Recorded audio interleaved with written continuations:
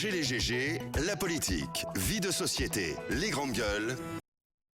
Fidélité, nous sommes ensemble jusqu'au port de 11h dans cette émission. À venir, on s'intéresse à cette libération conditionnelle qui a été accordée hier par la Cour d'appel de Conakry à 8 opposants à un projet de nouvelle constitution en Guinée.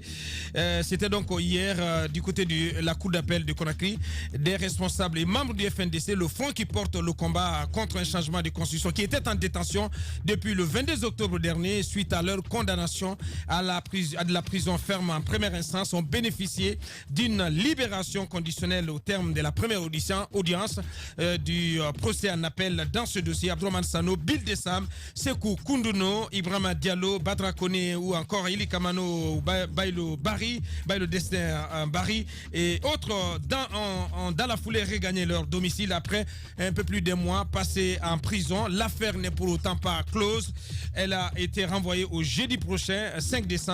Comment a-t-on accueilli cette libération conditionnelle? Des réactions à suivre dans cette émission. On s'intéresse aussi à la CENI avec ses opérations de révision exceptionnelle des listes électorales en vue des prochaines élections législatives fixées au 16 février 2020 ici en Guinée. Des manquements, des couacs, des anomalies à signaler. On s'y intéresse un peu plus tard dans cette émission. On s'intéresse aussi à la journée internationale des personnes handicapées. Ce sera le mardi 3 décembre ici en Guinée. La Guinée donc qui va fêter cette journée comme tous les autres pays du monde. Et à cette occasion, les personnes handicapées de Guinée vont demander tout simplement au FNDC d'ajourner sa marche prévue ce jour. Vous entendrez donc une réaction venant des personnes handicapées, de l'association des personnes handicapées ici en Guinée. On s'intéresse, Antoine, on a le temps d'introduire ce sujet. Du côté de la SEG, Djoulde, qui a été nommé secrétaire général du ministère de l'assainissement et de l'hydraulique, toujours pas remplacé, Antoine. Il y a de sérieux soucis selon ce que nous apprenons à la SEG. Le directeur général, depuis sa nomination au poste de secrétaire général du ministère de l'hydraulique et de l'assainissement, cumule deux fonctions. C'est-à-dire il est au même moment directeur de la SEG et secrétaire général du ministère, ce qui cause problème parce qu'apparemment il n'aurait pas le temps d'assumer ses fonctions de directeur au niveau de la SEG, ce qui fait que le département reste sans tête.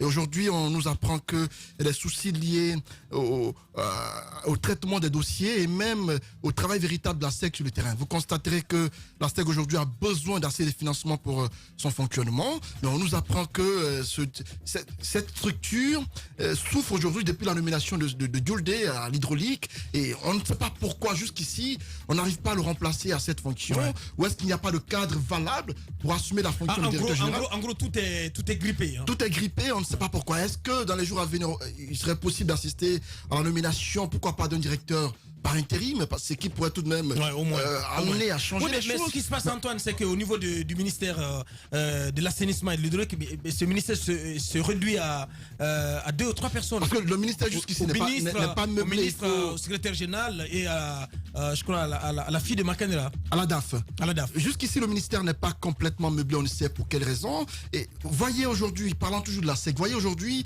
les agences de la SEG dans les différentes communes de Conakry. La SEG, tout de même, on estime que c'est une direction qui fait rentrer de l'argent.